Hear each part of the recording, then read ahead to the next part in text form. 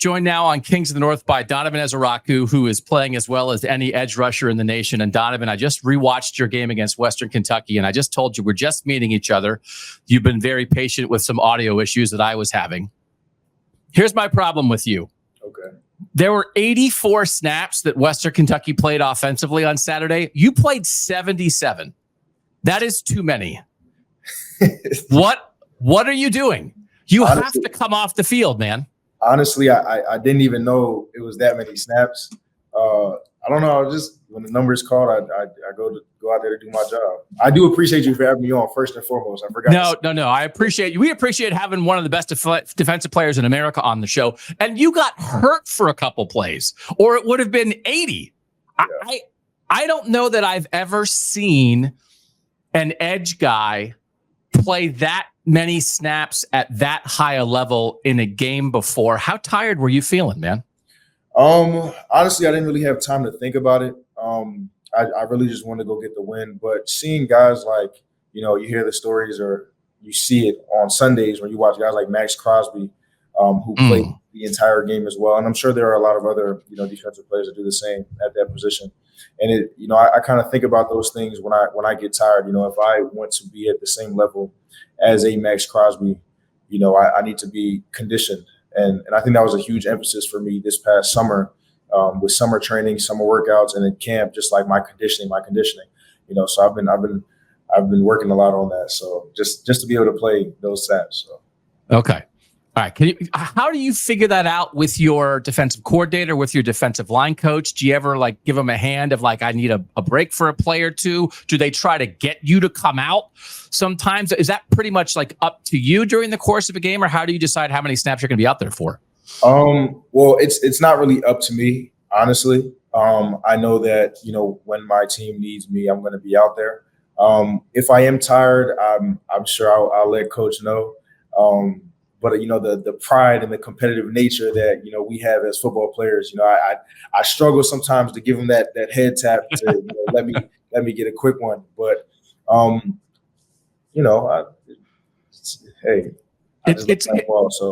you understand it's a crazy thing to do because they're going up tempo, they're going fast. That's the thing too. It's and you are going, the motor in that game, because we know you've won every defensive award in the nation this week for what you did, 14 tackles and 3 sacks and a comeback win against Western Kentucky. But in rewatching it, and I want to break down some of the plays with you, it was the motor within the skill that just stood out to me, because you're slamming yourself into a tackle. You're chasing down from the backside. You're chasing down running backs. That's the thing too, you had so many run plays that you impacted in a game where you're not just getting after the passer. I could not believe how hard you were going that late in the game. You had back-to-back plays against the run late in the third quarter where you were tracking guys down on plays where I thought maybe this would be a play to maybe not take it off, but give yourself a little bit of a break, and you didn't do that. No. And yeah, I would say that does speak to, the conditioning as well. But, if I do want to be a player that, plays at the next level, you can't, there's no such thing as taking plays off. It is human nature though. When you're dead tired, to jog. And I think that as athletes, we fight that mental battle a lot. I say I would. I definitely fight that mental battle, but, just trying to, just push myself and, continue to stay mentally strong. So. What are the vibes like around Boston College right now? I'll tell you that on our Monday show, we did fan base happiness ratings for all the teams that we covered. And man, Boston College was way up there because it feels like there is an energy within the building, within the campus. How would you describe what's happening with Boston College football right now and the way the students and fans are reacting? Yeah, there's a buzz. There's a buzz on campus. And Coach O'Brien actually mentioned this before the season even started. He just let us know, guys, there's, we're brewing something here. There's something going on here. We're a lot more fan attention to the program and things of that nature. But it's great to see. In my few years of being here at this school, very few times where we'll play our home opener against a non-ACC team and a packed out student section or the stadium pretty much to capacity. That's happened very few times here at Boston College. But just to have that, and it's being consistent for these home games, it's a great feeling. We definitely feed off of that energy as a program. So. Okay. No, it's great to see. We just want college football fans to be happy, and you guys are making Boston College fans super happy right now. Jersey kid, right? From Jersey? South Jersey, yes, sir. So we're kings of the North. We celebrate Northern college football, and we're so happy when our great Northern high school players stay in the North. Why was BC the place for you coming out of high school? BC was a place for me because of their academics, obviously. And they play in the ACC. I think Coach Hafley and staff did a great job in recruiting.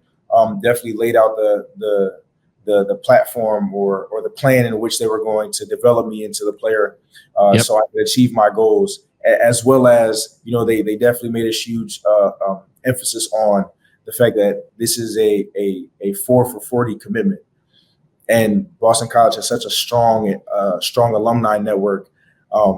And I've experienced that firsthand, with getting summer internships and things like that. And when, it's super duper hard for, Division I college football players to get internships in the summer, I've been able to, get a few opportunities because of that Boston College connect. So yeah, like I said, definitely high academics and playing in the ACC. Very cool. Very cool. It was great to have you here, man. Thanks for being in the North. So let's talk a little ball. I'm 1% the ball expert you are, but I'm watching all your plays, right? So much of the game you're lined up at right edge rusher over the left tackle, but even maybe the second series or so, you're floating a little bit. You're over the guard on one play, then a little bit you're on the opposite side over the right tackle. How is that determined during the course of the game? How much freedom do you have with that? How much is that you and your position coach figuring out where you should line up? Yeah, I think our defensive coordinator, Coach Tim Lewis, I think he does a great job of putting people in position to, succeed and to make plays. Obviously, when you have, a player that is very disruptive at one specific spot, offenses will tend to key on that area. So being able to, be flexible in my position. So being able to line up over the guard or, float around or, line up on the left side instead of the right side, I think it's extremely important. And I I know that we'll be doing, a lot more of that just to keep offenses on their toes as well, just so they can't, key in on one specific position on the field. Try to run the opposite way or, send double teams or slide the protection, to my side or, chip blocks with the back and the tight end. So things of that nature. Yeah, there was, I think, a play they might have completed, I think, a long pass, maybe on third down where you were clearly doubled on that play. And it's they were oh, no, let's try to block that guy. That'd be a good game plan. Okay, let's play. How did you get that sack? So 3 sacks in this game. Okay. The first sack and this just the chess match, right? You set up the left tackle and then you drop the spin move on him. Yeah. How right? How long were you setting that up and how do you make the decision of okay, spin moves coming out for the first sack? So obviously, I do I watch a lot of film, hours and hours and hours of film, just to prepare myself for, what I'm going to be facing on Saturdays. And I, in the game during, obviously getting a few feels the first couple of snaps, I noticed that the tackle was kind of setting more on a 45-degree angle, kind of toward at me, if that makes sense, while also keeping his depth. So I noticed there was an opening inside that B gap there. But obviously I'm a speed rusher, and typically the inside move is typically a counter. So obviously I want to, get off the ball and show him speed off the edge, kind of start the game off. And then as I get him to continue to bite outside, then that's why I counter inside and throw the spin move. Okay. How long have you had that spin move? Did you have it when you got there? Did it take a while to develop it? Because man, you got it now. Yeah, I would say I've had it, but I study a lot of NFL guys. So like a Mac, I don't know why he keeps popping up in my head because he does spin move a lot, but like Max Crosby, he spins. TJ Watt, I'll see them, do the same moves, and I try to implement that throughout practice, and then game day comes. I've worked it a few times, and I'll just kind of instinctual. Okay. All right. Second sack, I thought was that's effort. right? Because you went outside initially, and initially he had you blocked a little bit, but you didn't stop. You dropped the spin move then, like as a second effort, and get to the quarterback there. What's it like as you're continuing through a play where, okay, maybe the first move didn't exactly beat the guy, but you don't stop? Yeah, I consider that, and it's kind of like maybe like an inside joke between myself and some of the guys. Like it's a coverage sack, so it was great coverage on the back end, and we talk about this as a defense. There's always rush plus coverage. That's what creates successful passing defense. So the coverage was really tight on the back end. The quarterback stepped up after he got to his drop point. And like you said, the offensive tackle kind of had me at first, or he was able to beat me to that spot up the field that I was racing him to. But just the effort to the second effort to get back downhill when I know the quarterback is obviously going to step up into that B gap area, maybe to take off or scramble to throw. We kind of knew that going into the game that was the quarterback's MO, to kind of step up in the middle of the pocket. So just being able to just come back down and make a play. So. Yeah, I just thought, and again, this is nothing against that left tackle. That's a gigantic dude. But that late in the game, I read that as like, you've got a little more juice left, right? That's conditioning too, that like that initial burst, but then you're not stopping. You're not giving up on the play. So we have the spin move, and then we have the second effort coverage sack. I'm still giving you credit. Don't give too much coverage sack stuff, right? I mean, with the corners, you need corners. We get that. But like, you also did your thing. All right. Third sack, this is speed on the edge to change the game, right? So and again, are you setting that guy up for this speed rush, or is this just, okay, this is my bread and butter. There's only 6 minutes left in the game. The defense needs to make a play. Let's go. What went into that sack? Yeah, so I would say that was more like a instinctual, reactionary type of play.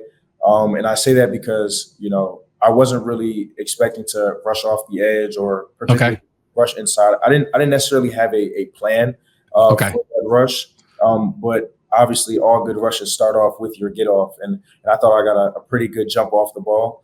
I noticed that I was already at the tackle's shoulder hip area, so I kind of just dipped, ripped, and then bent the edge tight. Quarterback stepped up and right in front of my face, so. Obviously, I saw him reach the ball back to kind of throw the ball. And, we're taught as pass rushers, we don't just want a sack, or we don't just want a quarterback hit. We want the ball because, when we get the ball out, it's a sack, it's a TFL, it's a forced fumble. We got the ball, it's a fumble recovery. It pads the stat line a little bit, but it changes the game in a huge way. Yeah. So we were able to, get the ball there and then go down there and score. So. You have to pat the stat line. You guys won the game because of that play. You're losing 2014, 6 minutes left, strip sack, recover, offense goes and punches it in. Yeah. That moment, I like to ask you guys this kind of stuff. Like, you put in all the work. You're there in the winter lifting weights. You're doing stuff in the middle of the night. You're watching film for that. Mm-hmm. For that moment. How's that feel? In that moment, on the field, on the sideline, after the game, when all the work leads to a play that wins a game? It feels great, honestly. It feels amazing, kind of like a dream come true. Those are the plays that you envision yourself making. The nights before games. I would envision it like, how cool would it be if I could change the game by going to go get a strip sack, we get the ball, we score. Like, those are the plays. It's kind of like a young basketball player who's shooting around, and they're 3, 2, 1, and they go hit that buzzer beater shot. Like, those are kind of the plays, and that's what it feels like. So it just feels great that I was able to help out in whatever way I can to help our team win. Man, come on, man. All right, so listen. So now you just gotta maybe take 10% of the plays off. Like, would that be enough? I want you to get through the season, Donovan, right? I mean, you got a whole NFL career ahead of you, but just like an amazing performance. You must have been a little sore, a little tired waking up on Sunday, but man, right? Were you sore? A little tired? I was. But you felt great. Yeah. Okay. An amazing performance. Great, Yeah, it's worth it, right? I mean, so what made you love football? Is there a person? Is there a moment? Like, how did you decide this is how I want to spend my time? Honestly, my parents put me in sports and all different types of sports when I was young. Football, basketball, baseball. Not football initially, but basketball, baseball, soccer, t-ball at the time. As a kid, and I was playing basketball with a kid who was doing his thing in the college football world as well. His name is Keon Sabb. His dad was actually my coach at the time. The kid who was at Michigan and transferred to Alabama? Yeah. That's a guy's a good player. Okay. So he's a pretty good player. Playing basketball, Coach Antoine, Coach Sabb saw that I was, relatively aggressive. He went and actually told my dad, like, hey, I think you should, let him try out some football, whatever. And, we brought it home to my mom. My mom was like, absolutely not. But I think my dad kind of, snuck me out there at a practice. And then from that day, 7-year-old just fell in love with the game.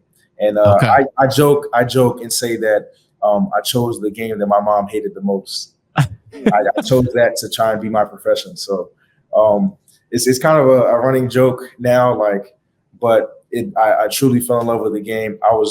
I thoroughly enjoyed the contact, being able to actually hit somebody and not, it's not basketball where you hit somebody and it's a foul. And next thing you know, you got 5 or 6, now you're out of the game. Yeah. I thoroughly enjoyed contact. So that's pretty much how I fell in love with the game. No offense. I do think you'd be fouling out of a lot of games. I stopped playing basketball, I think after my freshman year in high school. So yeah. Like all that thing where you hit the quarterback in the shoulder and you force a fumble, that's a foul in basketball. You can't do that when a guy's shooting a shot. Flagrant. But listen, that's what moms are supposed to do, right? Moms are supposed to be cautious, and then the dad sneaks you out and everything works out. Exactly. So he is Donovan Ezeiruaku. He had an amazing game for an amazing start to the season for the Boston College Eagles. Congratulations on everything that's happening for you, and thank you so much for giving us some time here on Kings of the North. Thank you so much for having me again.